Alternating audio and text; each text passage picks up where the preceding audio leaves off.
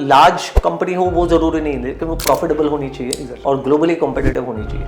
तो HDFC bank भले ही industry में सबसे बड़ी साइज एसबीआई की है, लेकिन एचडीएफसी बैंक एसबीआई से ज़्यादा प्रॉफिटेबल रहा है। ओके, तो इसलिए हम एचडीएफसी बैंक को लीडर मानते हैं in the banking sector, even though SBI सबसे बड़ी बैंक है, largest bank in the country. इन्वेस्टरों का जो स्टॉक सिलेक्शन का जो प्रोसेस है वो एग्जैक्टली क्या है, किस तरीके से आप करते हैं? 6-7 कैटेगरीज हमने बनाई है और हम हमेशा हमारे फ्रेमवर्क में ये हमारे ये मानना रहा है, क्योंकि ये फ्रेमवर्क जो है हमने जब से इन्वेस्को की शुरुआत हुई है 2007 से हमने यही फ्रेमवर्क इस्तेमाल किया है। करीब आज की तारीख में हम एज अ हाउस हम 400 कंपनी कवर करते हैं, 400 से थोड़ी बहुत ज़्यादा, और उसमें से 350 कंपनीज लगभग ऐसी है जो हमने 7 कैटेगरीज में मिला लिया है। ठीक है, उसका मतलब ये भी है कि करीब 101 कंपनी ऐसी भी है जिसको हम अभी तक कैटेगराइज नहीं कर पाए हैं और उनमें हम इन्वेस्टमेंट का रैशनल नहीं बिठा पाए।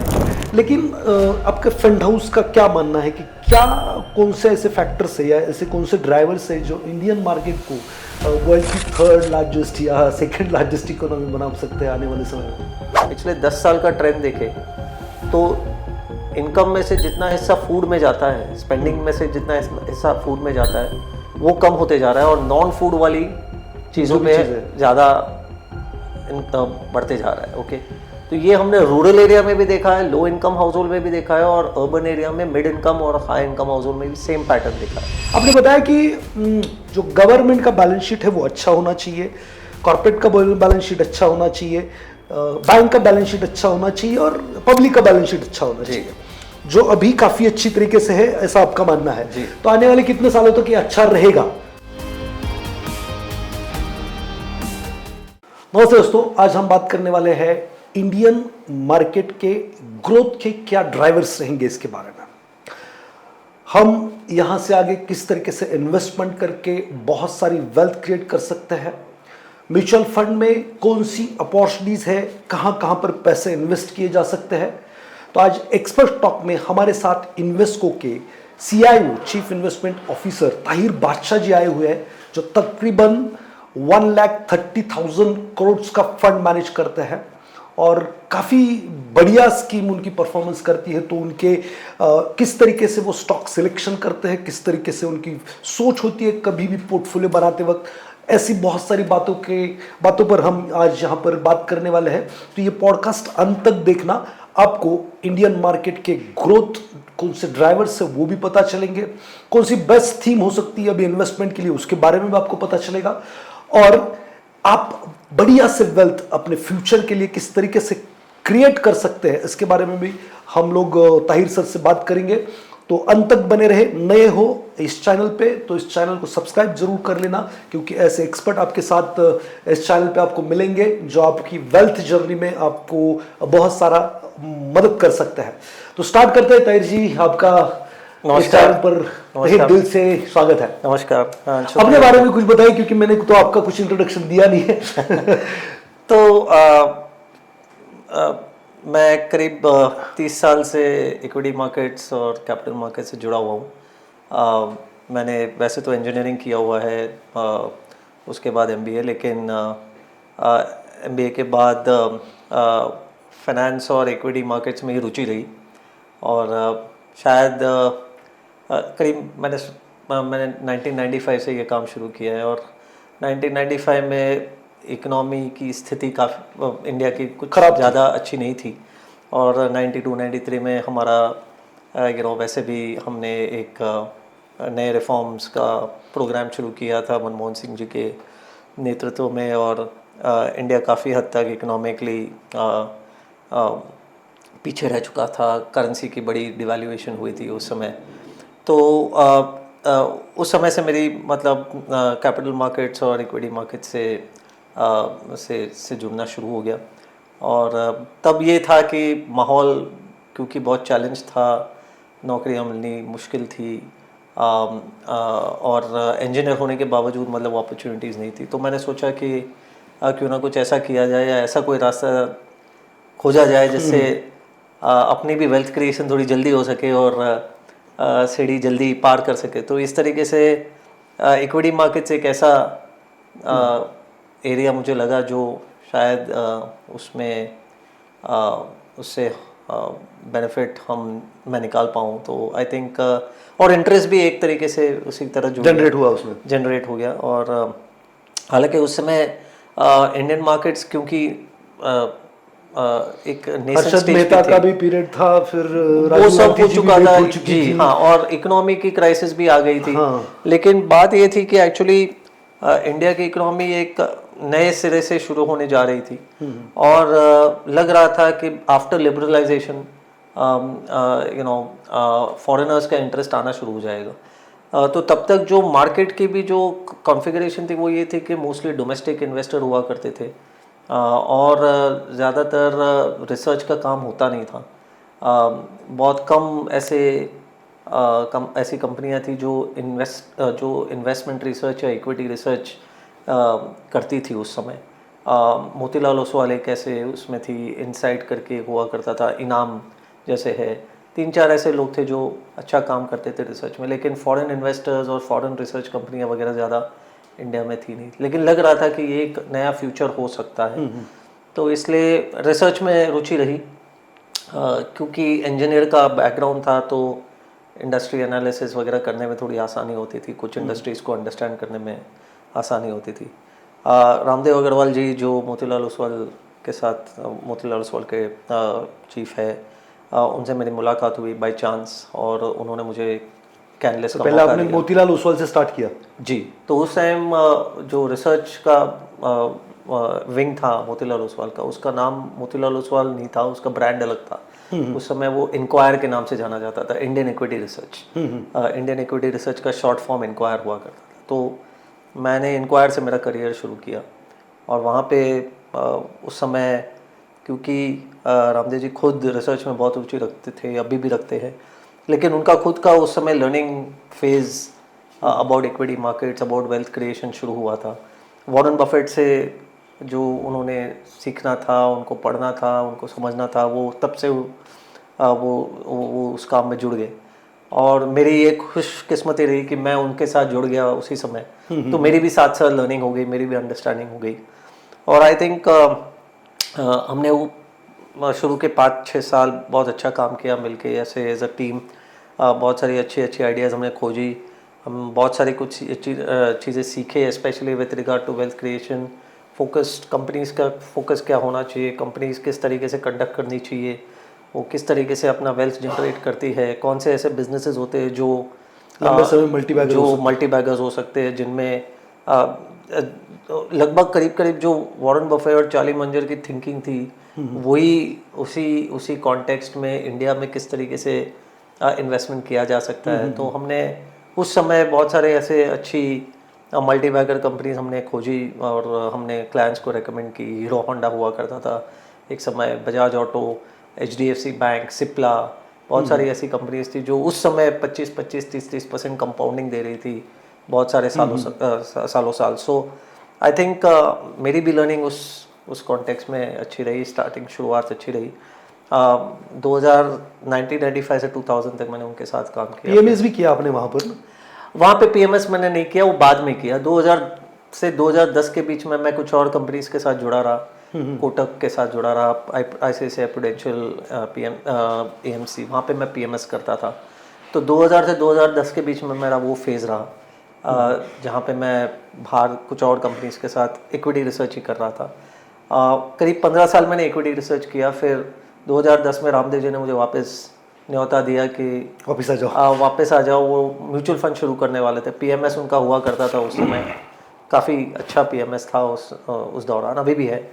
और लेकिन उनको उनकी ये एक्सपेक्टेशन थी कि एक म्यूचुअल फंड बिजनेस शुरू किया जाए, और 2011-12 से हमने वहाँ पे उन्होंने म्यूचुअल फंड स्कीम्स लॉन्च करना शुरू किया। तो मैं उसका हिस्सा बना रहा, मैं वहाँ पे हेड ऑफ एक्विटीज़ था, और उसको बहुत सारे हमने जो स्कीम्स लॉन्च की वो काफ़ी प्रसिद्ध हुई, जैसे कि Motilal Oswal focus 25, focus 30, focus 35, वो वाली स्कीम्स हमने लॉन्च की, mid cap, small cap, large cap. और आप फंड मैनेजर थे? मैं फंड मैनेजर था उस समय, और हेड ऑफ द डिपार्टमेंट भी था, हेड ऑफ एक्विटीज़ का भी था मैं।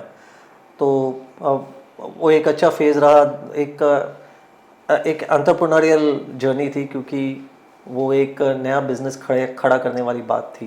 और हमने कुछ कुछ बहुत ही कम समय में 3-4 साल में हमने मुझे याद है हमने $1 बिलियन AUM उसमें बना दिया। और वहीं से ये एक बड़ी जो इम्पोर्टेंट शुरुआत लाइफ में हुई वो ये थी कि इन्वेस्टमेंट्स तो खैर शुरू हो ही गया on the other side, on the buy side, लेकिन more importantly process oriented investment कैसे हो सकता है उसका हमने मतलब थोड़ा एक प्रदर्शन दिया। मोतीलाल ओसवाल ने जब स्कीम्स लॉन्च की थी तो उन्होंने अपना खुद का फ्रेमवर्क, खुद का इन्वेस्टमेंट प्रोसेस हमने डिज़ाइन किया था। और so I think that was a good starting point. वो एक अलग तरीका था। तब तक इंडस्ट्री प्रोसेस ओरिएंटेशन के बारे में बात नहीं करती थी ज़्यादातर। पर्सनालिटी ड्रिवन इन्वेस्टमेंट ज़्यादा होता था, जहाँ पे स्टार फंड मैनेजर्स वगैरह का ज़्यादा चलन होता रहता था। लेकिन हमने उसको थोड़ा स्टोरी को अलग तरीके से मतलब प्रेजेंट किया कि स्टार फंड मैनेजर होना ज़रूरी नहीं है, एक प्रोसेस और एक डिसिप्लिन होना ज़रूरी है।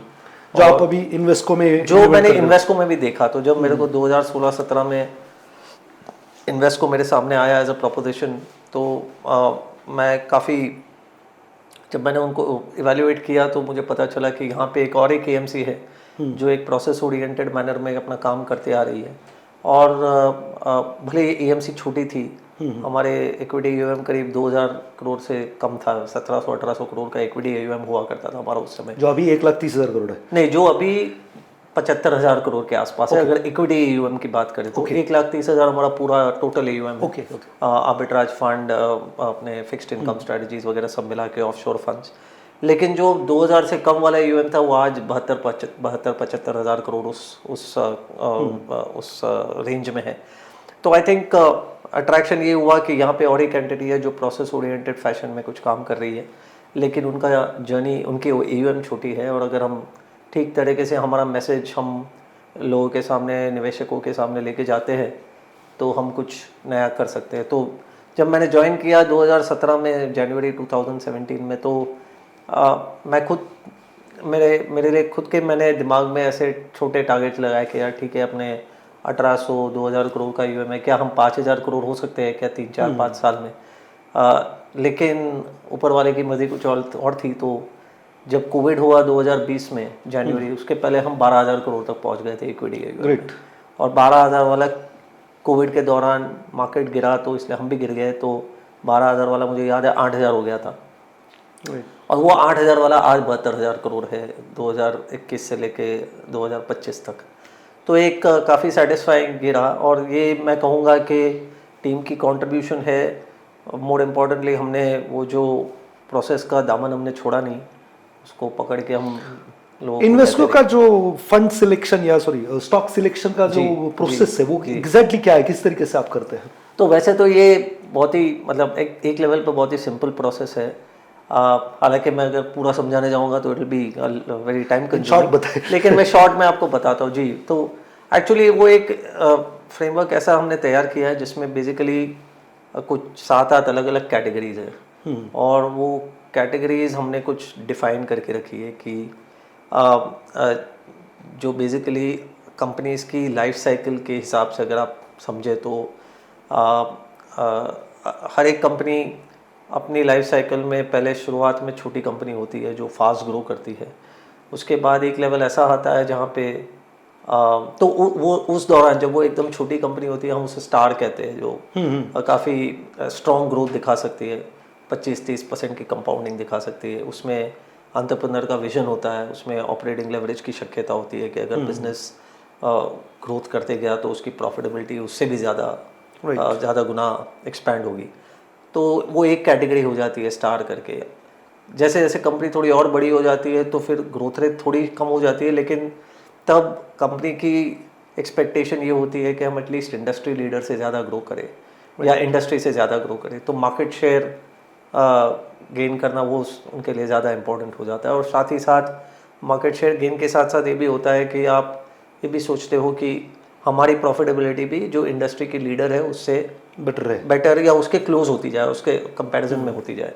तो उस समय उस कंपनी का एक रूप होता है जिसे हम वॉरियर कहते हैं। तो वॉरियर जिसका मतलब ये है कि वो स्टार के जीतने की बाद कोशिश कंपनी कर रहा है। वॉरियर में कन्वर्ट हो जाती जी, स्टार की कंपनी वॉरियर में कन्वर्ट होती है। फिर एक नया पड़ाव वो आता है कि जब वो ठीक ठाक मैच्योर हो जाती है तो कुछ कंपनियां ऐसी होती है जो वॉरियर से लीडर बन जाती है। तो अपनी अपनी सेक्टर में, अपनी इंडस्ट्री में लीडर बन जाता है। तब वो लीडर एक ऐसी कंपनी होती है जो उसमें प्रॉफिट, मार्केट शेयर से ज़्यादा प्रॉफिटेबिलिटी का उसमें ज़्यादा रंग होता है। तो हम उसको प्रॉफिटेबिलिटी के रूप से मेजर करते हैं कि वो लीडर कंपनी टिपिकली दो चीज़ होती है उसमें, उसकी प्रॉफिटेबिलिटी इंडस्ट्री में सबसे बेस्ट होती है और वो ग्लोबली कंपेटिटिव होते हैं। तो ये जैसे फॉर एग्जांपल हम बैंक्स के बारे में बात करें तो एक सिंपल एग्जांपल जो हम हमेशा देते हैं HDFC bank versus SBI। Okay, leader में साइज की मान्यता इतनी ज़्यादा नहीं होती जितना प्रॉफिटेबिलिटी की मान्यता होती है, इंपॉर्टेंस होता है। जरूरी नहीं कि वो लार्ज कैप ही हो, लार्ज कैप या लार्ज कंपनी हो वो जरूरी नहीं है, लेकिन वो प्रॉफिटेबल होनी चाहिए और ग्लोबली कॉम्पिटिटिव होनी चाहिए। तो HDFC बैंक भले ही इंडस्ट्री में सबसे बड़ी साइज SBI की है, लेकिन HDFC बैंक SBI से ज़्यादा प्रॉफिटेबल रहा है। ओके, तो इसलिए हम HDFC बैंक को लीडर मानते हैं in the banking sector, even दो SBI सबसे बड़ी बैंक है, largest bank in the country. तो ये कुछ 3 कैटेगरीज हो गई है। फिर ये ग्रोथ कैटेगरीज है जो ग्रोथ से जुड़ी हुई है। कभी कभार मार्केट में ऐसा भी होता है कि बहुत सारी कंपनीज को लोग डीरेट कर देते हैं, मार्केट डीरेट कर देता है क्योंकि उनकी ग्रोथ नहीं होती या उनके दूसरे पैरामीटर्स विजिबल नहीं होते या उनकी जो कंपेटिटिव एडवांटेजेस है वो थोड़ी बहुत नरम पड़ जाती है। तो उस सिचुएशन में या तो कभी कभार बिजनेसेस डाउन साइकिल में चले जाते हैं, तो वो भी एक कारण हो जाता है जिसके कारण मार्केट उनको डीरेट कर देता है। तो तब वो ग्रोथ नहीं लेकिन वैल्यू कंपनीज हो जाती है। ओके, तो हम उसको ग्रोथ के लिए नहीं बाय करते लेकिन वैल्यू के लिए बाय करते हैं कि ये सस्ती हो गई है। ओके, कुछ कारण है जिसके लिए उसकी वैल्यू, उसकी इंट्रिंसिक जो वैल्यू है उससे कम हो गई है, तो आप सस्तेपन के लिए वो कंपनी को लेते हो ये सोच के कि आने वाले दिनों में कुछ ऐसे ट्रिगर्स आएंगे जिससे वो वापस अपनी वैल्यूएशन, पुरानी वैल्यूएशन वो वापस हासिल कर लेगा। तो हम उसको ये वैल्यू कंपनीज वाली जो होती है वो उसको 2 तरीके से देखते हैं। कुछ ऐसी कंपनीज होती है जिसमें वो एकदम सस्ती होती है, मतलब सस्ती क्योंकि उनकी एसेट्स है लेकिन उसके एसेट की वैल्यू मार्केट रिकग्नाइज नहीं कर रहा है या उसकी P मल्टीपल कम है कंपेयर टू जो ग्रोथ वो शायद दिखा सकता है, तो उसको हम डायमंड कहते हैं। ओके, तो स्टार हो गया, वॉरियर हो गया, लीडर हो गया, डायमंड हो गया। और कुछ वैल्यू कंपनीज ऐसी होती है जो एक डाउन साइकिल में चली जाती है। जैसे फॉर एग्जांपल अभी मैं कहूँगा भारती एयरटेल की बात करें तो आपको याद होगा कि 2000 से 2010 तक लेकर वो एक ग्रोथ कंपनी हुआ करती थी। क्योंकि बहुत सारे लोग धीरे धीरे करके जैसे जैसे मोबाइल फ़ोन के दाम गिरते गए और मोबाइल टेलीकॉम रेट्स गिरते गए तो इंडिया में मोबाइल फ़ोन का अडॉप्शन बढ़ते गए और बहुत सारे लोग मतलब मोबाइल फ़ोन से जुड़ने लगे। तो वो पूरी जर्नी 10 साल लगी, 2000 से लेकर 2010 तक। लेकिन 2010 और 20 के बीच में कंपटीशन आ गया। ओके, रिलायंस आ गया, जियो आ गया और बहुत सारे ऐसे तो कॉम्पिटिटिव इंटेंसिटी के कारण ग्रोथ कम हो गई और स्टैग्नेशन आ गया और उसमें भारती एयरटेल जो एक लीडर हुआ करता था वो अपने डाउन साइकिल में चला गया। तो और उन्होंने भी खुद अपने इन्वेस्टमेंट्स कुछ भारतीय अफ्रीका वगैरह में किए जिससे उनके रिटर्न वैसे भी थोड़ी बहुत कम हो गई। लेकिन 2020 में वो वापस एक नए सिरे से वो शुरू हो गया। तो हम उनको ऐसे टर्न अराउंड के रूप में कुछ कंपनीज आ जाती है जो डीरेट हो जाती है किसी कारण, चाहे इंडस्ट्री का हेडविंड हो या उनका खुद का बनाया हुआ कुछ प्रॉब्लम हो। तो जब वो डीरेट हो जाती है और फिर अगर हमें लगता है कि उनमें वो कैपेबिलिटी अभी भी है कि वो जब उनको रिवर्सल मिलेगा या इंडस्ट्री का टेलविंड मिलेगा तो वापस अपने आप को एक लीडर के फॉर्म में प्रस्तुत कर पाएंगे, तो ऐसी कंपनीज को हम फ्रॉग प्रिंसेस कहते हैं। ओके, टर्न अराउंड सिचुएशन है। तो उनको हमने कुछ नाम दिए कुछ इंटरेस्टिंग नाम दिए जिससे आइडेंटिफाई करते हैं। तो कहने का मतलब ये है कि ये एक ऐसे 5-6-7 कैटेगरीज हमने बनाई है और हम हमेशा हमारे फ्रेमवर्क में ये मानना रहा है, क्योंकि ये फ्रेमवर्क जो है हमने जब से इन्वेस्ट की शुरुआत हुई है 2007 से हमने यही फ्रेमवर्क इस्तेमाल किया है। तो हमारा ये एक हमेशा हमारा ये कन्विक्शन रहा है, ये मान्यता रही है कि अगर कोई कंपनी का इन्वेस्टमेंट प्रोपोजिशन है या वो इन्वेस्टमेंट लायक है तो हम उसको वन ऑफ दीज 6-7 कैटेगरी में हम we should be in a position to slot them into one of these categories. अगर हम एक इनमें से कोई भी एक कैटेगरी इसमें असाइन नहीं कर सकते, और बहुत बार ऐसा होता है कि ना तो वो लीडर है, ना तो वो स्टार है, ना तो वो सस्ता है, तो फिर वो इन्वेस्टेबल नहीं होता। ओके, उसको एक इन्वेस्टमेंट रैशनल जो हम कहते हैं वो देना ज़रूरी होता है। और ये हमारी मान्यता है कि कोई भी अगर इन्वेस्टमेंट रैशनल है तो ये 6-7 कैटेगरी में से एक कैटेगरी में तो डेफिनेटली फिट होना ही चाहिए। अगर नहीं होता है तो इसका मतलब ये है कि as of now this company is not investable, और उसके लिए कुछ चेंज होना पड़ेगा। शायद उनकी वैल्यूएशन और सस्ती होनी पड़ेगी, या शायद उनकी ग्रोथ रेट को कुछ और ग्रोथ को और ज़्यादा अट्रैक्टिव होना पड़ेगा for it to be categorized into any one of these.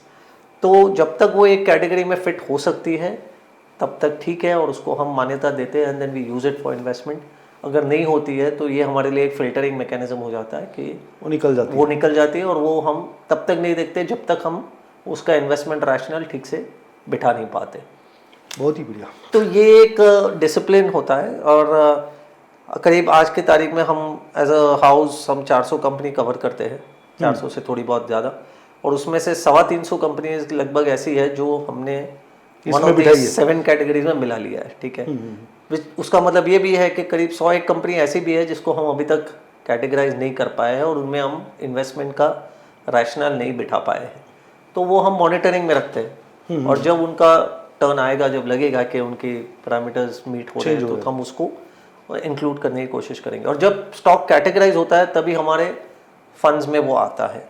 जब तक वो स्टॉक कैटेगराइजेशन नहीं होता तो कोई किसी फंड मैनेजर कोई वो स्टॉक को उसके फंड में ले नहीं सकता। और फिर आगे जाके ये होता है कि हम चूंकि हमने ये इन्वेस्टमेंट रैशनल बना दिया है और ये जोड़ दिया है उनके साथ कि हम इसमें क्या खोज रहे हैं। किसी कंपनी में हम स्टार के कैरेक्टरिस्टिक्स जोड़ते हैं, किसी में हम वॉरियर की उम्मीद रखते हैं कि ये इंडस्ट्री से ज़्यादा ग्रोथ कर पाएगा, किसी से हमें ये उम्मीद होती है कि वो लीडर है तो वो लीडर की तरह बिहेव करेगा। तो हर एक से एक एक्सपेक्टेशन जुड़ जाती है कि आने वाले दिनों में हम ये कंपनी से क्या चाहते हैं।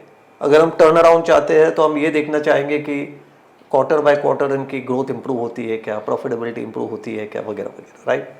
तो एक फ्रेमवर्क बन जाता है जिससे हम ये असेस कर पाते हैं कि जो हमने सोचा था वो कंपनी के साथ हो रहा है कि नहीं हो रहा। ओके, आने वाले क्वार्टर्स में हमारा इंफॉर्मेशन रिजल्ट्स आते हैं, जो परिस्थितियाँ बनती है उसको समझ के हम उसका एनालिसिस करते हैं। और जब लगता है कि भाई ये नहीं हो रहा है, हमने सोचा था कि ABC होगा लेकिन वो नहीं हो रहा, तो उसको एनालिस्ट के माध्यम से हम ये भी उसको डीकैटेगराइज भी करते हैं कि निकाल देते हैं। तो वो जब निकल जाता है तो हमारे लिए वो एक ऑटोमेटिक सेल सिग्नल हो जाता है कि तब हमारे ये भी डिसिप्लिन रहती है कि जिन जिन पोर्टफोलियोज में वो अगर वो स्टॉक है और उसकी इन्वेस्टमेंट रैशनल नहीं बन पा रही है तो हम उसको हर एक फंड मैनेजर वो पोर्टफोलियो से वो स्टॉक को निकाल देता है। तो देन हमारी ओनरशिप वो कंपनी में 0 हो जाती है। लेकिन वो उसको समय दिया जाता है, ऐसा नहीं कि मतलब 3 महीने 6 महीने में, हम कभी कभार हम 12 महीने 18 महीने 2 साल भी हम वेट करते हैं कि वो इन्वेस्टमेंट प्रोपोजिशन जो हमने सोचा था उसके हिसाब से गाड़ी चले। लेकिन अगर वो गाड़ी उस तरीके से नहीं चलती तो वी विल डू दिस। तो एक तरीके से ये सब करने से एक फ्रेमवर्क बन जाता है, एक डिसिप्लिन आ जाती है हमारी पूरी टीम में। हम जो भी सोचते हैं स्टॉक्स के बारे में या कंपनीज के बारे में वो ये फ्रेमवर्क के स्वरूप से देखते हैं, इसके लेंस से देखते हैं, ताकि तो हमारे लिए सबके लिए एक कॉमन लैंग्वेज हो जाती है। हम जहाँ पे भी जाएंगे तो यही सब बातें करेंगे, वॉरियर की बात करेंगे, वॉरियर के बारे में, स्टार्ट के बारे में बात करेंगे, तो सब हमारी लैंग्वेज। अभी हम बहुत सारे डिस्ट्रीब्यूटर से मिलते हैं तो वो भी हमारी लैंग्वेज को समझते हैं। तो इसलिए वो एक अच्छा तरीका हो जाता है। और एक देखिए इन्वेस्टिंग में ऐसा है कि मतलब आप अपने लिए खुद भी कुछ भी कर सकते हो। मतलब ऐसा नहीं है कि आपको कोई रोक टोक है, आप जो चाहे अपना मन बना सकते हो, आप जो चाहे अपना इन्वेस्टमेंट रैशनल बना सकते हो। लेकिन इंपॉर्टेंट चीज़ ये है कि आप अपने इन्वेस्टमेंट रैशनल बना के उसके साथ आप मेजर करते हो।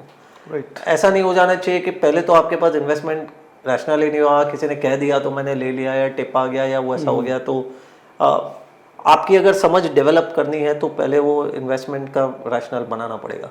और वो अगर बन भी जाता है तो उसको एक फ्रेमवर्क से आपको डिसिप्लिन मैनर में उसको मेजर करना पड़ता रहेगा कि आपने जो सोचा था वो हो रहा है कि नहीं हो रहा है। राइट। अगर नहीं हो रहा है तो आपको कोर्स करेक्शन करना पड़ेगा। ओके तो बहुत सारे चीज़ों से एक डिसिप्लिन आ जाती है, हम एक इंस्टीट्यूशनल मैनेजर के फॉर्म में हम मतलब कोई भी पेश आना चाहते हैं। अब जो भी अभी ये जो आपने जो फ्रेमवर्क है, कोई भी नया फंड मैनेजर आएगा फॉलो करेगा तो ऐसे ही करेगा, रिजल्ट ऐसे ही तरीके से करेगा। आएंगे। तो आइडिया वही है कि इंस्टीट्यूशनलाइज करना है कि चाहे कल मैं हूँ या कोई और है या कोई भी आता है, सेम प्रोसेस फॉलो कोई करेगा। असर नहीं हो, क्योंकि इन्वेस्टर को नहीं पता कि कौन उसका फंड मैनेज कर रहा है, राइट? सही है। ओके उनको ये पता है कि मैंने इन्वेस्को का फंड लिया है, लेकिन इन्वेस्को फंड वो जो फंड लिया है वो कौन मैनेज कर रहा है, ए है, बी है, सी है। आदमी बदल सकते हैं, कोई आ सकता है, कोई जा सकता है, तो that is a way of life. तो उनको हम क्या दे रहे हैं? उनको हम ये दे रहे हैं कि आप जब हमारा फंड लेते हो तो आप इन्वेस्को का प्रोसेस बाय कर रहे हो, तो आपको इन्वेस्को का प्रोसेस हमेशा मिलेगा, चाहे उसके पीछे कोई हो या कोई ना हो, ठीक है। लेकिन ये जो हमारा कैटेगराइजेशन फ्रेमवर्क है, वो जैसे मैंने कहा हम 17 साल से चलाते आ रहे हैं, और God willing will continue to be on that same path. तो इन्वेस्टर को एकदम पक्के से पता लग जाता है कि मैं ये खरीद रहा हूँ, मैं ये प्रोसेस कर रहा हूँ, और चाहे कुछ भी हो जाए, जो भी इन्वेस्टमेंट के इन्वेस्को के फंड्स चलाएगा वो यही फ्रेमवर्क यूज करता रहेगा, इस्तेमाल करेगा। और अगर ये फ्रेमवर्क ने हमको पास्ट में इतने सालों में हमको कंसिस्टेंसी उसने दी है और हमें ठीक ठाक रिटर्न्स दिया है, तो एक मशीन की तरह हमारे लिए, वो एक मशीन में ठीक से इनपुट डालो तो वही आउटपुट मिलेगा। तो इसलिए हमें कोई रीज़न नहीं बनता डाउट करने के लिए कि आने वाले दिनों में ये मशीन खराब हो जाएगी या ये नहीं चल पाएगी या it will not stand the test. ऐसे कहते हैं कल तक जो किया उसका रिजल्ट आज है, आज अगर वही करोगे तो कल भी वही रिजल्ट आएगा। बिल्कुल। और हमने भी रिकग्नाइज किया है कि मार्केट में कुछ चीज़ें हैं जिसको हमें इनकॉर्पोरेट करना है, क्योंकि बाजार से भी लर्निंग आती रहती है। तो वो फ्रेमवर्क को, उसका ढांचा सेम रख के उसमें क्या क्या इम्प्रूवमेंट्स करनी है, उसको कैसे शार्पन करना है, उसको कैसे अपलिफ्ट करना है, वो हमने किया है। तो 2022 में हमने एक राउंड किया था जहाँ पे हमने कुछ नए फीचर्स उसमें ऐड किए, नए सब ग्रुप्स, नए कैटेगरीज, सब कैटेगरीज ऐड किए, उससे भी हमें बहुत फ़ायदा हुआ। तो वो सब लर्निंग्स थी, पर्टिकुलरली कोविड की लर्निंग्स, क्योंकि कोविड में जो मार्केट का बिहेवियर था वो हमने कभी देखा नहीं था। 100 साल में एक बार वाली बात थी, राइट? ऐसे इवेंट हुई थी। तो उसकी जो लर्निंग्स थी हमने इसमें इनकॉर्पोरेट की। उसका जो बेसिक था वो हमने, कोर था, उसको हमने चेंज नहीं किया, लेकिन उसके अंदर और हमने उसको शार्पन किया और उससे भी हमें अच्छे नतीजे मिले। तो हम इम्प्रूवमेंट करते रहेंगे, लेकिन वो जो R&D शुरू है, मतलब ऐड तो करते रहेंगे। बिल्कुल। तो वो मशीन चलता रहे और वो machine is what we are giving to our investors. Fantastic. आपका प्रोसेस तो बहुत ही अच्छी तरीके से आपने समझाया कि क्या किस तरीके से करते हैं, लेकिन आपके फंड हाउस का क्या मानना है कि क्या कौन से ऐसे फैक्टर्स है या ऐसे कौन से ड्राइवर्स है जो इंडियन मार्केट को वर्ल्ड की 3rd लार्जेस्ट या 2nd लार्जेस्ट इकोनॉमी बना सकते हैं आने वाले समय में? आई थिंक देखो, ग्लोबल सिनेरियो जैसे हम जानते हैं पिछले कुछ महीनों में काफ़ी कॉम्प्लिकेटेड हो गया है, लेकिन 2019 से लेकर हमारा लगभग कोविड से कुछ समय पहले से ही हमारा ये मानना रहा है कि इंडियन इकोनॉमी एक नए फेज़ में जा रही है और इंडियन इकोनॉमी के आने वाले 5, 7, 10 साल will be better than the last prior 5, 7, 10 years. उसमें 2 साल के लिए हमें कोविड का इंटरप्शन देखना पड़ा, लेकिन जो फैक्टर्स हमने सोचे थे 2019 में, जैसे as a result of which we felt के इकोनॉमी एक नए पाथ पे जा सकती है, वो कोविड के बाद वाले भी फेज़ में वो वैलिड थे। और मेन इसमें ये था कि हमको ये लग रहा था कि इंडियन इकोनॉमी काफ़ी हद तक डीलेवरेज हो गई है। मतलब डेट लेवल अगर हम देखें तो हर एक चीज़ में, चाहे गवर्नमेंट का डेट हो या चाहे पब्लिक लेवल डेट हो या बैंक्स का डेट हो या कंपनीज का डेट हो, वो कम होते जा रहा था। और लोगों की बैलेंस शीट जो थी, मतलब बैंक्स की बैलेंस शीट, कंपनीज की balance sheet, government of India की बैलेंस शीट, वो सुधरती जा रही थी। तो जब आपकी बैलेंस शीट अगर हेल्दी होती जा रही है होती है तो आपके लिए एक नई स्ट्रेंथ आ जाती है, क्योंकि बैलेंस शीट का स्ट्रॉन्ग होना ज़रूरी है। ओके, अगर वीक बैलेंस शीट पे अगर आप बहुत अच्छा प्रॉफिट एंड लॉस भी दिखा दोगे तो वो बियॉन्ड अ पॉइंट आपको काम नहीं आएगा। लेकिन अगर आपकी बैलेंस शीट स्ट्रॉन्ग है, आपके डेट लेवल कम है, आपकी कैपिटल इंटेंसिटी अगर बिजनेस की कम है या बैलेंस शीट की कम है, तो आपके लिए अगर पीएनएल में झटके भी आए तो आप सहन कर पाओगे। ठीक है, तो वो सिचुएशन 2019 तक हमें होते हुए दिखाई दे रहा था कि इंडिया की बैलेंस शीट इम्प्रूव होती जा रही है। और इसीलिए जब कोविड आया तो हमें इतने ज़्यादा धक्का नहीं लगा एज एन ओवरऑल इकोनॉमी, और हम उसमें से इमीडिएटली बहुत जल्द उसमें से बाहर निकल आए। एंड गवर्नमेंट ने भी मतलब पूरा थ्रू आउट द पीरियड आपने देखा होगा कि उन्होंने फिस्कल डेफिसिट को संभाल के रखा धीरे धीरे करके। तो ये एक जो प्रीमाइस था, वो फाउंडेशन था जिससे हमें लग रहा था कि इकोनॉमी प्रॉस्पर होगी। और उस पर फिर 2022 में गवर्नमेंट की पॉलिसी भी चेंज होने लगी। 2020 से ही चेंज हुई थी एक्चुअली, 2019 से, क्योंकि 2019 में फर्स्ट टाइम गवर्नमेंट ने कॉर्पोरेट टैक्स रेट कट किया फ्रॉम 30% टू 25%। तो हमें लगा कि now even the governments policies will become more industry leaning and positive from an industry standpoint। और वही हुआ कि 2022 में जैसे ही हम कोविड से बाहर निकले तो वो कंटिन्यू होते गया। गवर्नमेंट की फोकस इस बात पे रही कि इंफ्रास्ट्रक्चर इन्वेस्टमेंट वगैरह को बढ़ावा देना चाहिए, और उससे जॉब क्रिएट होगी तो लोगों के हाथ में पैसे आएंगे, और पैसे आएंगे तो कंजम्पशन भी होगा। तो आई थिंक इससे इकोनॉमी को एक अलग दिशा मिली। एंड ये सब करते हुए भी उन्होंने अपने बैलेंस शीट या फिस्कल डेफिसिट की पोजीशनिंग को मद्देनज़र रखा, उसको जाने नहीं दिया। इसके कारण स्ट्रेंथ आती गई और ग्रोथ भी आती गई। एंड इससे ये हुआ कि इंडिया की इकोनॉमी जो हमेशा कंजम्पशन वाली इकोनॉमी मानी जाती थी और अभी भी है, 60% of our economy is consumption linked, लेकिन हम एक इंफ्रास्ट्रक्चर और इन्वेस्टमेंट का एक डायमेंशन उसमें ऐड करने लगे कि अब India is not only about consumption, India also wants to be at the forefront of investments. और इन्वेस्टमेंट्स का हिस्सा हमारी इकोनॉमी में गिरते जा रहा था, मैन्युफैक्चरिंग का कंपोनेंट गिरते जा रहा था, तो वो करीब 15% हो गया था जीडीपी का एक समय में। तो गवर्नमेंट की ये भी मुहिम रही कि हमको ये 15% धीरे धीरे करके वापस 20-21% लाना है। बहुत सारी जो डेवलपिंग कंट्रीज़ है जैसे वियतनाम, कोरिया वगैरह, जो थाईलैंड, इंडोनेशिया, उन्होंने अपने इस एक फेज़ में उन्होंने भी अपने इन्वेस्टमेंट लेवल्स को बहुत बढ़ावा दिया। और जब उन्होंने मैन्युफैक्चरिंग पे फोकस किया और इन्वेस्टमेंट पे फोकस किया तो वो उसका शेयर 15% से बढ़ के 20-22-23% भी हो गया। तो आई थिंक इंडिया वो पाथ पे चल पड़ा। तो एक तरीके से इंडिया की इकोनॉमी में ट्रांसफॉर्मेशन ये आया कि कंजम्पशन तो था ही, लेकिन इन्वेस्टमेंट भी साथ में एक दूसरा इंजन शुरू हो गया। तो एक तरीके से एक ड्यूअल इंजन वाला प्रोपोजिशन बनते गया और एक इन्वेस्टमेंट की अपॉर्चुनिटी खुलती गई। तो capital goods companies, industrial companies, defence, railways, वो भी एक अपॉर्चुनिटी साथ में जुड़ती रही। और कंजम्पशन तो था ही, हालांकि कंजम्पशन थोड़ा नरम पड़ गया था बिकॉज ऑफ कोविड। स्पेशली जो लो इनकम हाउस होल्ड्स थे, मिड इनकम हाउस होल्ड्स थे, जिनको ज़्यादा धक्का लगा था ड्यूरिंग कोविड टाइम। कुछ पीरियड के लिए इन्फ्लेशन थोड़ा ज़्यादा बढ़ गया था, 6-7% हो गया था।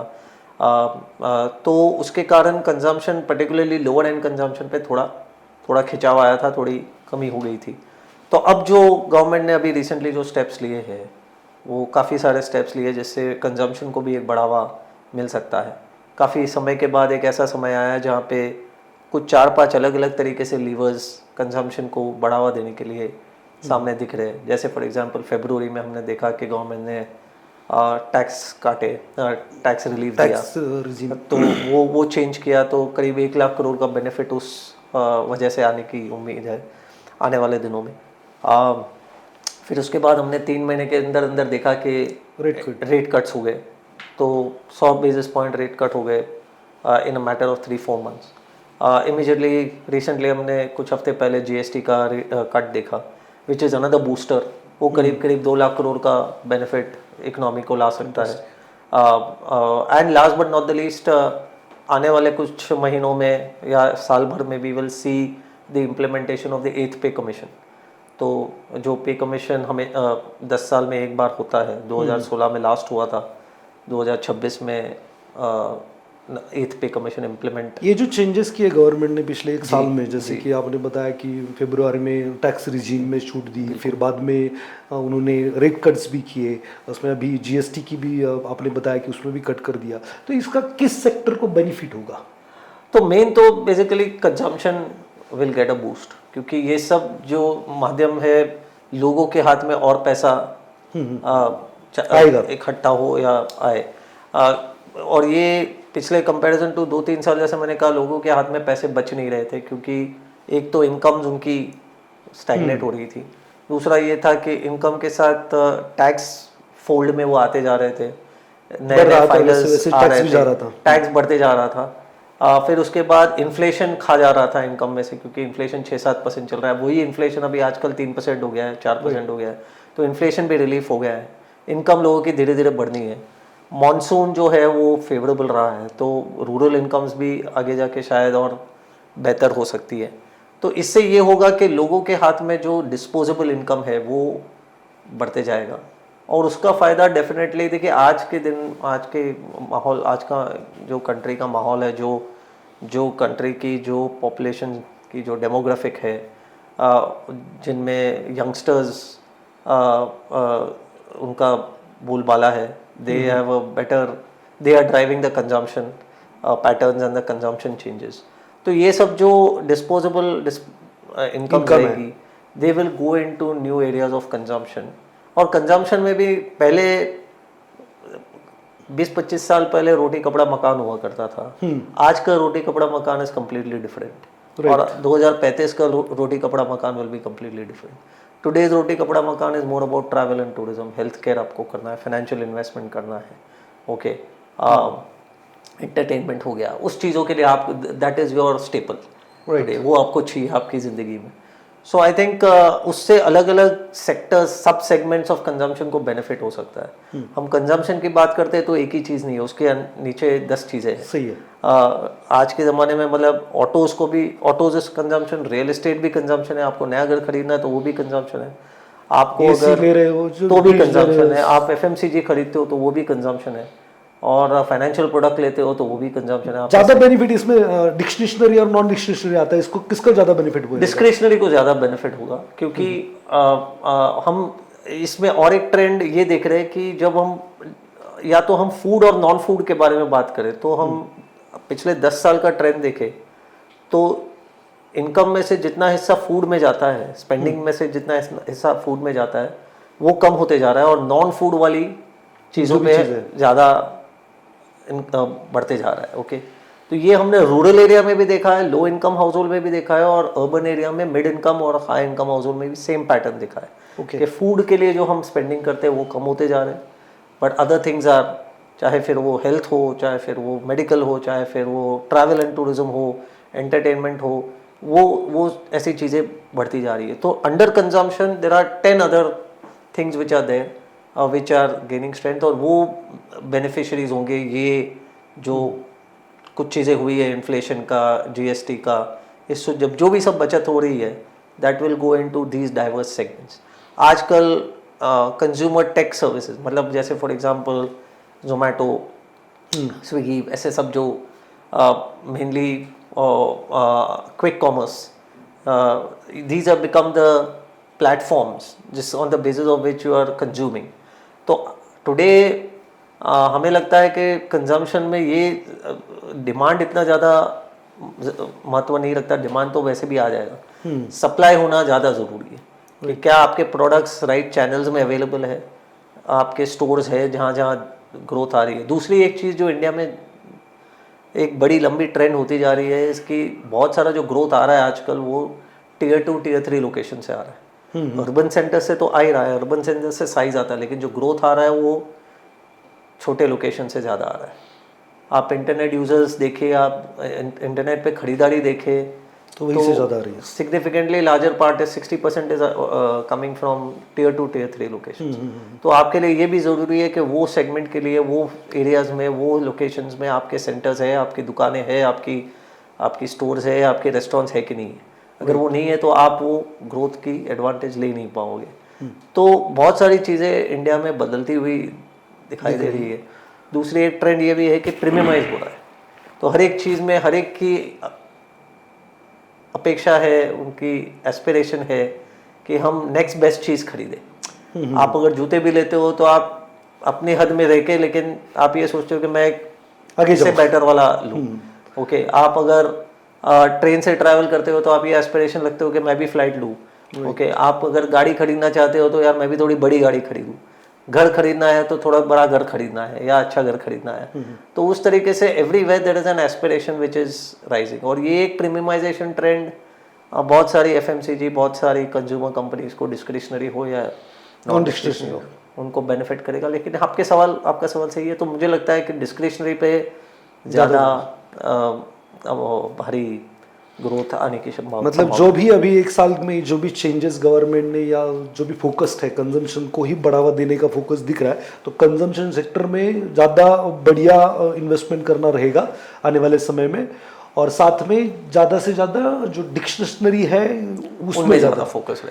ठीक है, आप बात सही है। तो यस, यू आर राइट। और ये मैं हमेशा कहता हूँ कि एक्चुअली गवर्नमेंट पॉलिसी किस दिशा में जा रही है वो देखना बहुत ज़रूरी है। ओके, और गवर्नमेंट की पॉलिसी जो दिशा में जा रही है, आप अपनी इन्वेस्टमेंट को भी उस तरीके से सोचिए, उस तरीके से उसको प्लान कीजिए, तो शायद नतीजे। तो इन्वेस्ट को क्या कर रहा है ये कंजम्पशन स्टोरी अगर बढ़ रही है या आने वाले समय में अच्छा रिटर्न दे सकती है?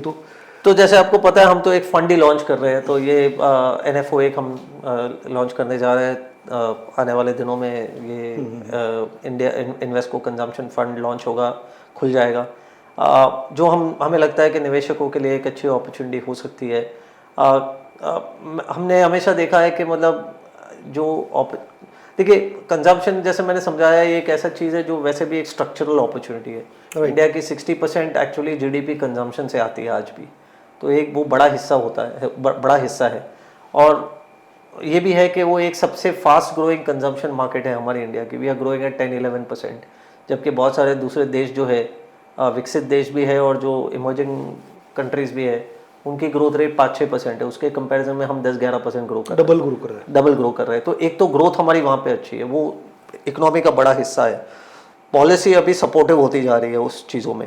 ये 4-5 चीज़ें जो हुई है, तो एक स्ट्रक्चरल ट्रेंड तो वैसे भी है, लेकिन उसके अंदर में हमें एक लगता है कि एक सिक्लिकल अपॉर्चुनिटी माइलस्टोन भी आ रहा है। कभी कभार क्या होता है कि वही स्ट्रक्चरल अपॉर्चुनिटी में कुछ 2-3 साल अगर वो स्टोरी थोड़ी ठंडी पड़ जाती है, तो उसमें कंपनीज डीरेट हो जाती है, उनकी वैल्यूएशन सस्ती हो जाती है। हमें लगता है कि वो फेज हमने पिछले 3-4 साल में देखा आफ्टर कोविड। जैसे मैंने समझाया कि लो मिडिल इनकम को तकलीफ थी, उसलिए वो वहाँ पे ग्रोथ नहीं आया, सिर्फ हाई एंड पे ग्रोथ आया। अब ऐसे लीवर्स आ रहे हैं कि सबको फ़ायदा है। इंटरेस्ट रेट्स, GST, टैक्सेशन, पे कमीशन, ये सब का फ़ायदा बहुत ज़्यादा लोगों को होने की संभावना है। As a result of which consumption will become more broad based. तो यही सेम अपॉर्चुनिटी स्ट्रक्चरल में एक सिक्लिकल फेज आ रहा है, जहाँ पे cyclically growth can be much faster over the next 2-3 years.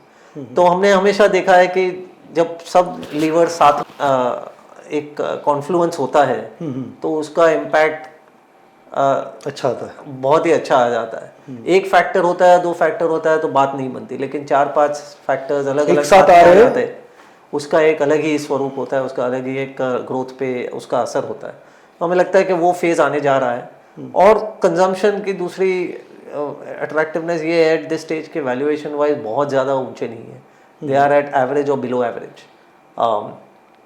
तो हमेशा एक वैल्यूएशन की कंफर्ट होती है, और जब फैक्टर्स ठीक से साथ में जुड़ते हैं, तो हमने देखा है बहुत सारी स्ट्रेटजीज में। हमने कुछ साल पहले PSU फंड में देखा था, हमने इंफ्रास्ट्रक्चर वगैरह फंड्स में देखा, कुछ 2 साल पहले हमने सेक्टर फंड्स लाइक डिफेंस वाले में देखा, जहाँ पे सेक्टर में सब जो फैक्टर्स है वो ठीक से बढ़ जाते हैं, तो आपको बूस्ट मिलता है और शायद 20-25% की भी कंपाउंडिंग मिल जाए इन अ 2-3 ईयर पीरियड। तो हमें लगता है कि consumption also is at a similar phase.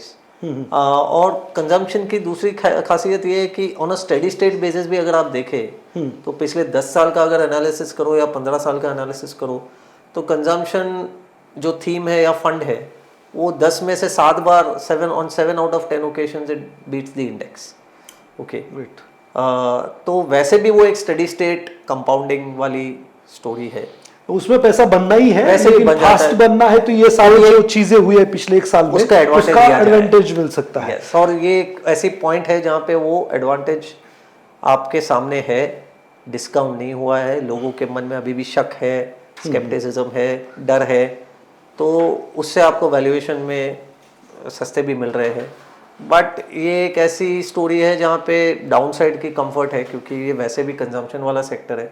अच्छा, दूसरी बात ये भी है इसके अंदर कि जो माहौल चल रहा है, इसके कंपैरिजन में आप देखें तो टैरिफ्स वगैरह का जो ये सेक्टर ऐसा है जो टैरिफ से बहुत दूर है। जुड़ा या डायरेक्ट बहुत कम है, कुछ इनडायरेक्ट इम्प्लीकेशन हो सकते हैं, कुछ थोड़े बहुत ऐसे फैक्टर्स है जैसे फॉर एग्जांपल आईटी सेक्टर थोड़ा स्लो लेन में चल रहा है तो उसका इम्पैक्ट आ सकता है ऑन कंजम्पशन। लेकिन ये जो बहुत सारे दूसरे फैक्टर्स है और गवर्नमेंट की जो पॉलिसीज़ है, शायद जो अफेक्टेड सेक्टर्स है टैरिफ से उनको भी शायद गवर्नमेंट सपोर्ट कर ले, चाहे वो जेम्स ज्वेलरी हो या फुटवेयर हो या टेक्सटाइल हो, उसको भी गवर्नमेंट उसका साथ उसको साथ साथ चलने में कोशिश थोड़ी मदद कर ले।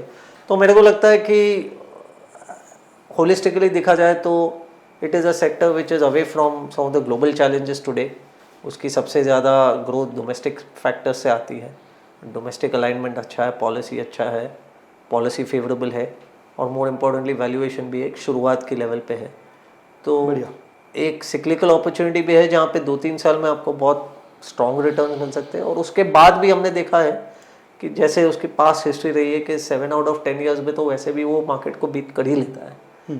तो स्टेडी स्टेट बेसिस पे भी आपको अच्छा कंपाउंडिंग मिल सकता है, वो हमारी उम्मीद है। तो दोस्तों सबसे बहुत इंपॉर्टेंट चीज़ है कि हमने सबसे पहले तो समझा कि सर का एक्सपीरियंस क्या है, पिछले 30 साल का एक्सपीरियंस है मोतीलाल ओसवाल के अग्रवाल सर जी के साथ भी उन्होंने काफ़ी सारा समय स्पेंड किया है, पीएमएस किया है और 2017 से इन्वेस्को में काम कर रहे हैं। हमने उनके प्रोसेस को भी समझा।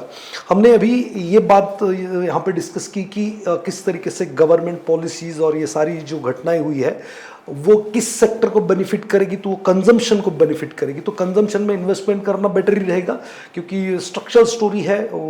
10 में से सर ने कहा कि 7 बार तो विनर रहा है, उसने इंडेक्स को बीट किया है। तो कंजम्पशन में इन्वेस्टमेंट करना ही चाहिए, इसमें कोई डाउट रखो ही मत। लेकिन सर का ये कहना है कि आने वाले 2-3 सालों में ये बूस्ट हो सकता है। तो सर इसकी वजह से इन्वेस्को म्यूचुअल फंड NFO लेके आ रहे, तो हमें सिर्फ इतना ही समझना है कि अदर जो कंजम्पशन फंड है उसमें और आपके कंजम्पशन फंड में क्या अंतर है, क्यों हम आपके साथ आए इन्वेस्टमेंट के लिए, क्यों ना दूसरों के पास जाए। नहीं, बहुत बढ़िया सवाल है। और बहुत सारे हमारे पेयर्स हैं जो कंजम्पशन फंड चला रहे हैं बहुत सालों से। सो क्लियरली उनकी एक वहाँ पे एक पोजीशनिंग है और एक्सपर्टीज़ है। देखिए, हम 2-3 चीज़ जो करने जा रहे हैं वो ये है कि एक तो पहले हमें ये लगता है कि जो हमारा प्रोसेस जो मैंने समझाया उससे हमारे पास काफ़ी एक अच्छा सेटअप है। हमारी एक एक्सपर्टीज़ खुद की है कंजम्पशन। हम करीब जैसे मैंने कहा 400 कंपनी कवर करते हैं, उसमें से करीब 150 कंपनी कंजम्पशन से जुड़ी हुई है। Okay, specially B2C related consumption. तो एक अच्छा ब्रेथ प्राइसिंग पावर रहता है B2C में। B2C में प्राइसिंग पावर रहता है, वो सबसे कंज्यूमर से डायरेक्टली जुड़ी हुई रहती है, तो इसलिए उसको आइडेंटिफाई करना ईजी हो जाता है। तो हमारे पास अच्छी एक वैरायटी है, मतलब एक यूनिवर्स है जिससे हम कंस्ट्रक्ट कर सकते हैं, पोर्टफोलियो बना सकते हैं। हमें लगता है कि हम जो हमने पिछले 3-4 साल में 2-3 साल में मैं कहूँगा जो हमने कंजम्पशन जो हमारे रेगुलर स्ट्रेटजीज है, जो हमारा फ्लेक्सी कैप फंड हो गया या large and mid cap fund हो गया, स्मॉल कैप फंड हो गया, उनमें हमने जिस तरीके से कंजम्पशन को कन्विक्शन के साथ खेला है, जिस सब सेगमेंट को ठीक से आइडेंटिफाई किया है, वो हमने उससे हमें बहुत फ़ायदा हुआ है। और उसमें से हमें जो स्कीम को ओवरऑल हमारी स्कीम के ओवरऑल परफॉर्मेंस को जो बढ़ावा मिला है, that is been very strong. और इसका कारण ये है क्योंकि हमने भले ही जैसे मैंने समझाया कि कंजम्पशन में अपॉर्चुनिटीज़ वास्ट है, लेकिन फिर भी बॉटम अप लेवल पे ठीक से सेगमेंट्स को आइडेंटिफाई करना बहुत इंपॉर्टेंट है। कंजम्पशन की अगर 10 सेगमेंट में गिनाऊँ तो उसके 10 सेगमेंट्स, सब सेगमेंट्स में कुछ सेगमेंट्स ऐसी है जो 10% ग्रो होती है, कुछ 15 ग्रो हो रही है, कुछ 20 और कुछ 40 भी है। तो हमारा एंटायर जो अप्रोच रहेगा या फोकस रहेगा वो ये रहेगा कि ग्रोथ को मैक्सिमाइज किया जाए। जो इम्पोर्टेंट सेक्टर्स है जिसमें हम इन्फ्लेक्शन देखते हैं, जिसमें हम लंबा ग्रोथ की उम्मीद कर सकते हैं स्ट्रक्चरली और even in terms of the quantum और मैग्नीट्यूड ऑफ ग्रोथ, उसको हमें अटैक करना है, उसको ठीक से रिप्रेजेंट करना है पोर्टफोलियो के अंदर। तो हमने एक अच्छी एक्सपर्टीज़ डेवलप की है। मेरे साथ मेरे जो साथी फंड मैनेजर है मनीष पोद्दार जी, वो हमारे साथ हमारे कंज्यूमर एनालिस्ट रह चुके हैं पिछले कुछ सालों से। तो उन्होंने एक अच्छा फ्रेमवर्क बनाया है, उनकी अच्छी कैपेबिलिटी है आइडेंटिफाई करने में। स्पेशली दो स्ट्रॉन्ग पॉकेट्स ऑफ ग्रोथ, जो दो स्ट्रक्चरल चेंजेस को आइडेंटिफाई करते हुए। और हमने इस क्षेत्र में अच्छा बहुत ज़्यादा डीप काम किया हुआ है, बहुत सारे लोगों से हम मिले हैं, बहुत सारी कंपनीज से हम एसोसिएट हुए हैं, listed companies, unlisted companies, startups वगैरह वगैरह। तो बहुत तरीके से हमने बहुत सारे अलग अलग सब सेगमेंट्स को समझा है ठीक से। तो इसलिए हमारी कैपेबिलिटी मैं कहूँगा ये है कि हम इंडेक्स के सामने हम जो इम्पोर्टेंट, जो मायने रखने वाली जो सेगमेंट्स है उस पर ज़्यादा हम आइडेंटिफाई करने में ज़्यादा सक्षम रहे हैं। और हमारे जैसे मैंने कहा ये flexi cap, mid cap, small cap fund है, उनका जो कंजम्पशन का पोर्टफोलियो सेक्शन है, पोर्शन है, उसमें हमने जो स्टॉक आइडेंटिफिकेशन किया है पिछले 2-3 साल में, उससे हमें बहुत फ़ायदा हुआ है। और इंडेक्स के कंपैरिजन में हमने बहुत सारे अलग बेट्स लिए हैं। अब जैसे फॉर एग्जांपल कंज्यूमर इंडेक्स में शायद आईटीसी 10% रहा हो, लेकिन हमने आईटीसी एज अ स्टॉक हमने पिछले 2-3 साल में बहुत कम इन्वेस्ट किया, या एज गुड एज जीरो। तो उससे हमें एक बड़ा फायदा हुआ है, because we have not like the ITC proposition at this stage. शायद वो बदल सकता है आगे जाके, but the thing is that एक लेवल पे हमने कुछ ऐसे स्टॉक्स दूसरे लिए जहाँ पे हमने बहुत ज़्यादा ओवरवेट उसको कंपेयर टू इंडेक्स ले लिया हो, जैसे फॉर एग्जांपल स्विगी हो, या जोमेटो हो, या ट्रेंट हो, या इथॉस हो। तो जो कहानी रेलेवेंट थी, जो ज़्यादा जिसमें स्ट्रेंथ दिख रहा था, उसको हम ठीक तरीके से आइडेंटिफाई कर पाए। तो इससे ये फ़ायदा हुआ है कि हर एक ये सब जो इम्पोर्टेंट स्ट्रेटजीज है उसमें जो कंजम्पशन का कंपोनेंट है उसने हमारे लिए बहुत ज़्यादा अल्फा एक्स्ट्रा रिटर्न जनरेट किया है कंपेयर टू द इंडेक्स। तो हमें लगता है कि वो हम हमारे कंजम्पशन फंड में भी वो उसको रिप्रेजेंट करेंगे, प्ले करेंगे। दूसरी बात ये है कि हम हमारा कंजम्पशन फंड हम लगभग बहुत सारे हमारी जो स्ट्रेटजीज है हम उसको कॉम्पैक्ट फॉर्म में चलाते हैं। हम हाई कन्विक्शन स्ट्रेटजी चलाते हैं, हम 60-70 स्टॉक का पोर्टफोलियो क्रिएट नहीं करने जा रहे हैं, जो शायद हमारे पेयर ग्रुप में हम दिखते हैं। लेकिन हमारा प्रयास ये रहेगा कि हम 25 से 30 स्टॉक के करीब करीब का पोर्टफोलियो, हाई कन्विक्शन पोर्टफोलियो बनाएं। और अगर हम राइटली पोजीशन कर पाएंगे जो जैसे, तो फिर हमारे रिटर्न्स की प्रोफाइल एक अलग प्रकार की हो सकती है। तो आई थिंक ये कुछ चीज़ें हैं जो हमें लगता है कि we will be able to bring to the table. एक दूसरी बात, हमने हमारा फ्रेमवर्क भी बनाया है जो हमें लगता है कि इम्पोर्टेंट है to identify the right consumer companies. उसके 4 पहलू हैं, तो उसके बारे में मैं हल्के से आपको बता देता हूँ। तो ये 4 ऐसे डायमेंशंस हैं जिससे अगर हम उस तरीके से उसको कंपनीज को देखें या कंज्यूमर कंपनीज को देखें तो will be able to identify winners of tomorrow. तो पहला डायमेंशन ये है कि कुछ ऐसी कंपनीज होती है जो way we are talking about selling more same product to more and more consumers. Okay, तो विच बेसिकली मीन्स कि आप डिस्ट्रीब्यूशन को इंक्रीज कर रहे हो, डिस्ट्रीब्यूशन को बढ़ावा दे रहे हो। मैंने बात की you need to have the right distribution, आपको राइट लोकेशंस में आपका प्रेजेंस बढ़ाना है वगैरह। सो बहुत सारी कंपनीज है जो उस तरीके से अपने आप को अप्रोच कर रही है। ओके, म्यूचुअल फंड्स को लिया जाए तो basically they are talking about tier 2, tier 3 penetration. तो ब्रेथ बढ़ाने की बात है, एक्सपेंशन करने की बात है, same product to more and more customers. Second dimension ये है कि you sell more products to the same customer, तो उसकी वॉलेट से और ज़्यादा आप पैसे निकालने की कोशिश करो। सो बेसिकली आप एक चीज़ बेच रहे हो लेकिन दूसरी भी उसके साथ साथ बेचो। तो for example you are talking about, let's say एक मैं एग्जांपल देता हूँ इंडिगो का। पहले वो सिर्फ डोमेस्टिक करता था, डोमेस्टिक एयर ट्रैवल, अभी वो इंटरनेशनल भी आपको दे रहा है। सही है। ओके, तो आपको अगर जलंधर से लंदन जाना है तो basically you get point two point connectivity, आपको एक से दूसरे हॉपिंग करके जाना नहीं है। तो एक प्रोडक्ट दे रहा था वो आपको और एक प्रोडक्ट दे रहा है, ठीक है। थर्ड डायमेंशन आप इस तरीके से देख सकते हो कि कौन से ऐसी कंपनीज है जो better products to the same customer देती है। Better product means more value add, more superior product. तो ये हमने जैसे बात की कि प्रीमियमाइजेशन का एंगल चल रहा है कि हर एक चीज़ में आपको नेक्स्ट बेस्ट चीज़ बाय करनी है। Right, okay. तो better products to the same customer, अगर तो जैसे कि for example Mahindra and Mahindra की बात करें तो वो अभी एसयूवी प्रीमियमाइजेशन आपको दे रहा है। अल्कोहल, आईफोन की बात कर सकते हैं। आईफोन वाली कंपनीज इंडिया में लिस्टेड वाली कंपनी नहीं है, लेकिन ऐसी वाली सेम वाला मतलब वो एक प्रोडक्ट दे रहा है लेकिन और एक सुपीरियर प्रोडक्ट आपको देने की कोशिश कर रहा है।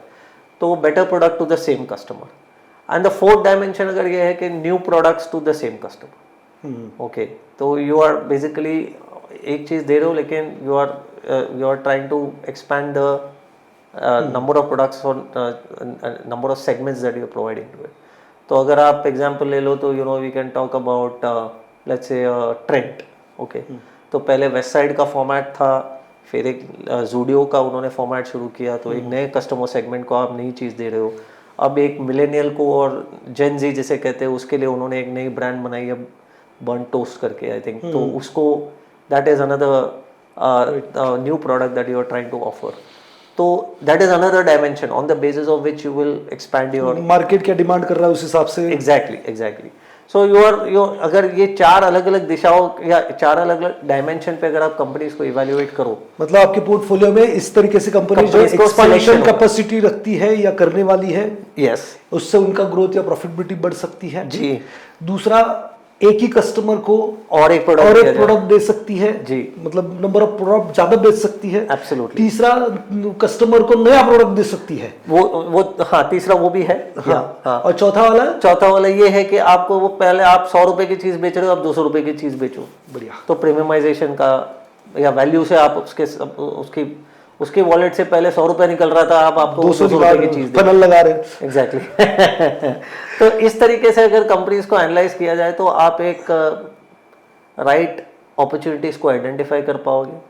पहले तो ये देखना है कि कौन सी ऐसी कंपनीज क्या कर रही है, और उसमें से अगर ठीक से जो कंपनी आइडेंटिफाई हो जाती है, क्योंकि बहुत सारी और भी चीज़ें देखनी होती है, कॉर्पोरेट गवर्नेंस होता है, मैनेजमेंट की हंगर कितना है, उनमें कितना क्वालिटेटिव एनालिसिस करना पड़ता है, कॉर्पोरेट गवर्नेंस वगैरह के इश्यूज होते हैं, बैलेंस शीट्स के इशू होते हैं। तो वो सब जब सब साथ में बैठता है तो एक अच्छी कंपनी का सामने आना पॉसिबल है।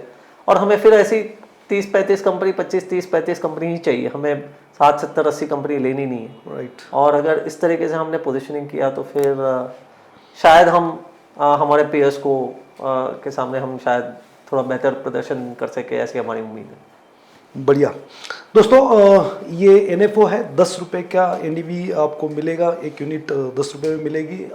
कितना मतलब मेरे पास 100 रुपये, तो कितना मैं पार्क कर सकता हूँ यहाँ पर? नहीं, देखिए, मैं तो दो चीज़ें हैं। एक मैं कहूँगा कि देखिए बहुत सारे थीमेटिक्स कभी कभार मतलब उनको एक थोड़ा स्टेप मदरली ट्रीटमेंट दिया जाता है और हम छोटा मोटा एलोकेशन करके छोड़ देते हैं साइड पे, मतलब सैटेलाइट एलोकेशन जिसे कहते हैं। मैं कहूँगा कि हर एक फंड का या हर एक थीम का मौका होता है, और मौके पे उसको 5% एलोकेशन या 2-3% एलोकेशन से 10% 15% के एलोकेशन सेंट्रल करने की जरूरत हो जाती है, क्योंकि वो आपको ज़्यादा बूस्ट दे सकता है, अल्फा दे सकता है। और particularly in a phase of 2-3 years अगर वो अच्छा कंपाउंडिंग कर लिया तो वो 5% के हिसाब से या के बदले अगर आपके पास 15% एलोकेशन है तो बहुत फर्क ला सकता है आपके ओवरऑल पोर्टफोलियो परफॉर्मेंस में, राइट। तो मैं कहूँगा कि उसको इस तरीके के से थोड़ा बेटर एलोकेशन देने की ज़रूरत है। जो अगर सैटेलाइट है तो उसको और थोड़ा मेन स्ट्रीम लाने की ज़रूरत है। और दूसरी बात मैं कहूँगा कि इसमें ऑब्वियसली ये तो NFO है, लेकिन मैं कहूँगा कि इसमें lump sum approach will be better, क्योंकि राइट नाउ वैल्यूएशन आपके फेवर में है, तो it will be better to take a lump sum approach, तो ताकि आप फुल बेनिफिट आप उसका It's just beginning. It is just at the beginning, so you may as well take the best advantage of it. उसमें अगर आप SIP करने लग जाओगे तो फिर वो over a period of time juice निकल जाएगा, राइट। सही है। तो आई वुड सजेस्ट दैट ये ऐसी स्कीम है जहाँ पे भले NFO में पार्टिसिपेट करो, लेकिन on top of it you should do a lump kind of allocation and make it more important part of your overall portfolio. बढ़िया। तो सबसे इम्पोर्टेंट जो भी रेट कट्स है या टैक्स रिजीम है या जो भी वो वेतन आयोग आने वाला है या GST में कटौती है, इसका जो बेनिफिट है कंजम्पशन को होने वाला है, जस्ट बिगिनिंग। आपको लमसम पैसा डालना है और आपकी जो भी मतलब एलोकेशन करनी है तो थोड़ी हायर साइड करनी है। सर का कहना है 15% या 20% तक भी आप जा सकते हो, क्योंकि जिससे आपका अल्फा मतलब जो रिटर्न बनेंगे उसमें और 2-3% का CAGR बढ़ने में मदद हो सकती है आने वाले 3 सालों में। तो ये बहुत ही बढ़िया इन्फॉर्मेशन हमने ली। थोड़ा इकोनॉमी के रिलेटेड बात करते हैं और फिर आपका सजेशन चाहिए इन्वेस्टर के लिए वेल्थ क्रिएट करने के लिए, और we are going to end 2 ही क्वेश्चन पूछूंगा। आपने बताया कि जो गवर्नमेंट का बैलेंस शीट है वो अच्छा होना चाहिए, कॉर्पोरेट का बैलेंस शीट अच्छा होना चाहिए, बैंक का बैलेंस शीट अच्छा होना चाहिए और पब्लिक का बैलेंस शीट अच्छा होना चाहिए, जो अभी काफी अच्छी तरीके से है, ऐसा आपका मानना है। तो आने वाले कितने सालों तक ये अच्छा रहेगा, कुछ भी हो? नहीं, देखिए ये ऑनगोइंग चीज़ है जिसको हमें मॉनिटर करते रहना पड़ेगा, लेकिन माइंडसेट कोविड के बाद और पिछले 10 साल का इकोनॉमिक साइकिल के बाद बहुत लोगों की हम बहुत सारे कॉर्पोरेट से मिलते हैं, बहुत सारी कंपनी से मिलते हैं, मैनेजमेंट से मिलते हैं, तो माइंडसेट के पॉइंट ऑफ व्यू से हम देखें तो एक बड़ा बदलाव है। लोगों को मतलब बियॉन्ड अ पर्टिकुलर पॉइंट अपनी बैलेंस शीट को बहुत ज़्यादा लिवरेज करना नहीं है, ग्रोथ करना है, लेकिन एक डिसिप्लिन फॉर्म में करना है। तो ये जो बदलाव है वो कितने साल चल सकता है वो कहना मुश्किल है, लेकिन the thing is that we are in a phase where people are lot more disciplined. Okay, banks ने बहुत हद तक अपने आप को स्ट्रेंथन कर लिया है। It will take a lot of bad lending to happen in the system for the balance sheets to once again go back to PA में जाती थी, अभी हाँ वो अभी नहीं है, और पिछले कुछ साल से इतनी हैवी लेंडिंग हुई नहीं है। अगर हैवी लेंडिंग ही नहीं हुई है तो एनपी आने का सवाल थोड़ा मुश्किल है, राइट।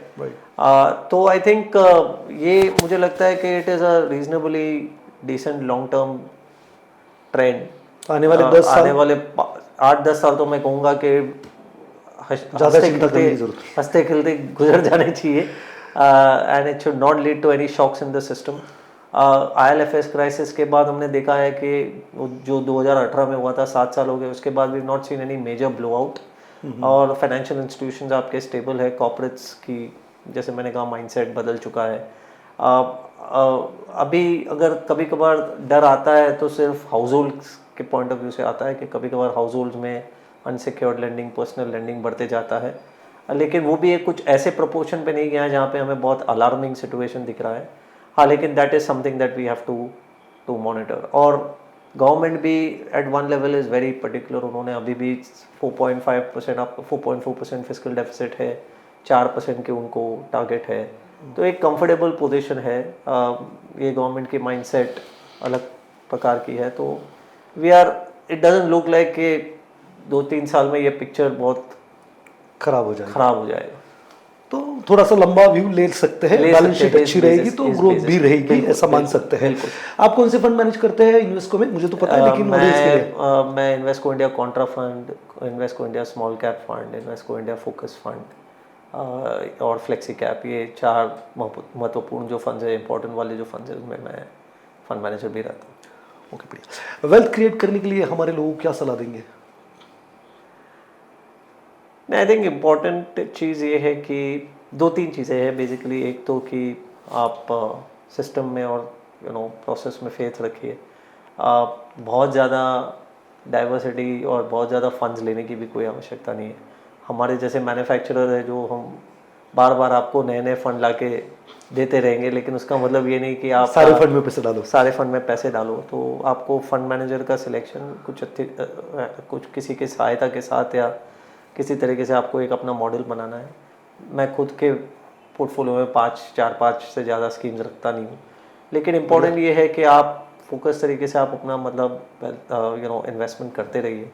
SIPs को भंग मत कीजिए, उसको जारी रखिए। कभी कभार मौका मिले तो करेक्शंस आते हैं, corrections are part of the market cycle, उसको एक अपॉर्चुनिटी के रूप में देखिए, especially from a 3-4 year stand point.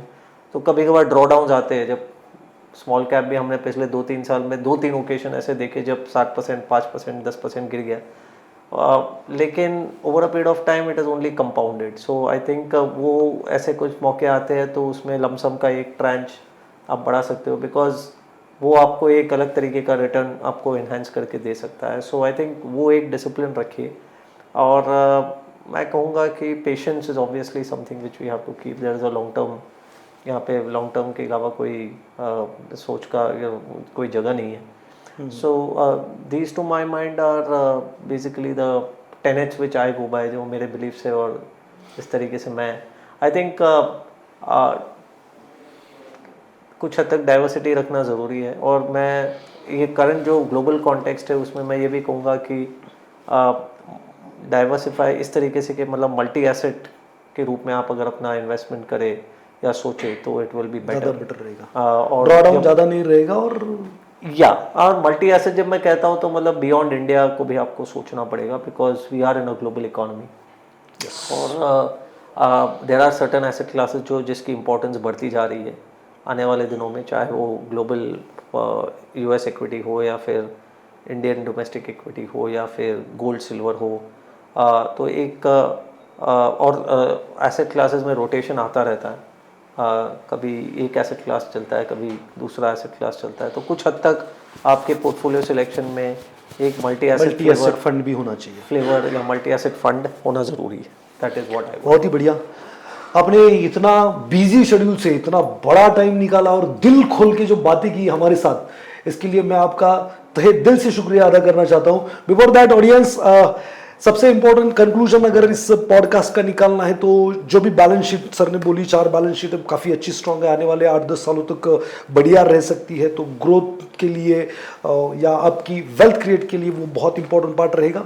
दूसरा, जो भी गवर्नमेंट की पॉलिसीज़ है या जो भी चल रहा है कंजम्पशन फोकस्ड, तो इस सेक्टर को सबसे बढ़िया बेनिफिट मिलेगा। तो आपको वहाँ पर एलोकेशन लगाना है।